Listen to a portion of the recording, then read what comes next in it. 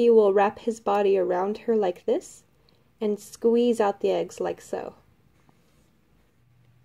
Hello everyone, my name is Brooke Ritchie and today I'm going to be teaching you how to breed betta fish. So first things first, what you're going to need to know is how to condition your female betta. These are all of my female betta together in the sorority tank, and what I used for conditioning is bloodworms, frozen ice cube bloodworms. I just popped one of these in the tank for about 2 weeks, and after 2 weeks of feeding them bloodworms, they were conditioned, nice and plump, and ready for breeding. Keep in mind that you will not be able to breed a female if she is not conditioned. The high protein diet is what produces all the eggs in their tummy. Moving on to step 2, you've already picked out your female and she is well conditioned. Now you're going to need to find at least a 5-gallon tank or bigger, and you're going to want to set it up like this. So some sort of large decoration separating the two halves, a leaf floating like this so that the male can make his bubbles.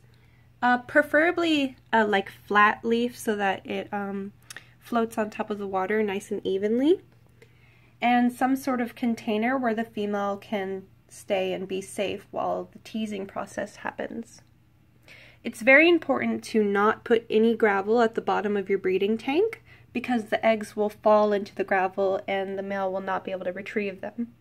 So what's going on right now is called the teasing process. This is where your female is inside of a container inside the breeding tank, but separate from the male for her own protection. And sometimes it can do you good to use more than one female. This will really encourage your male and get him excited.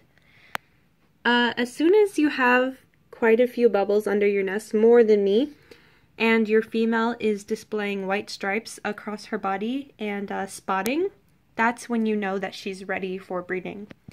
Spotting is where you can see a white dot at the very bottom of her tummy. Let's see if I can zoom in here on one of them.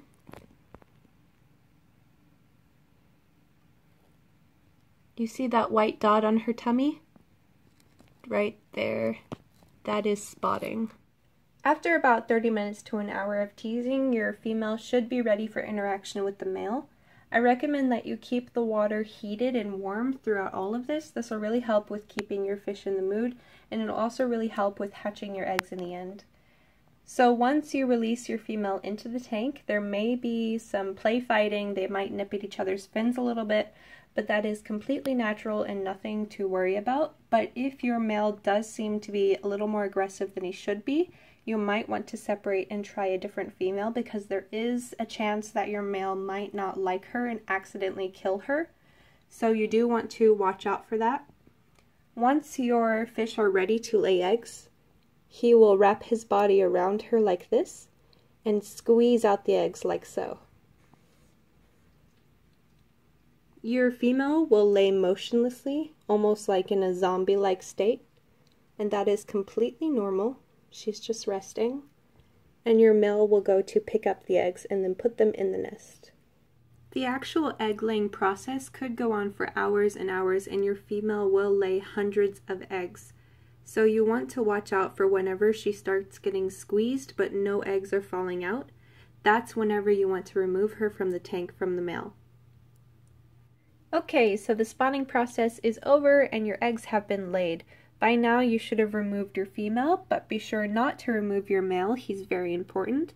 He's going to be staying in the tank with the nest for the next 36 to 72 hours.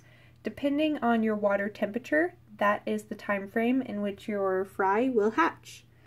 And while you're waiting for your fry to hatch, you need to be sure to keep your lamp on 24/7.